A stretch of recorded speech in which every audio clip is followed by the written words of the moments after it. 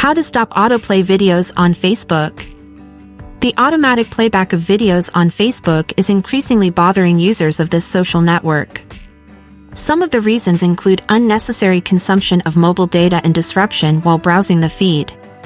Fortunately, Facebook allows users to disable autoplay videos in settings.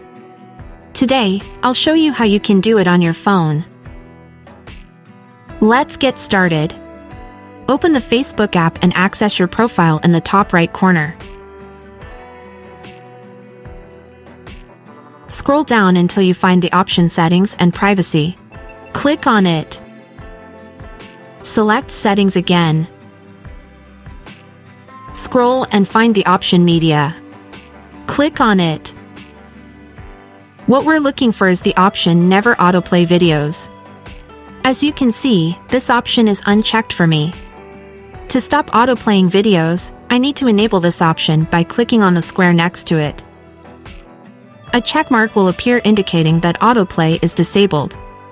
And that's it. From now on, you will need to click on the play button on the video to watch it. Like the video and subscribe to our channel for more useful tutorials.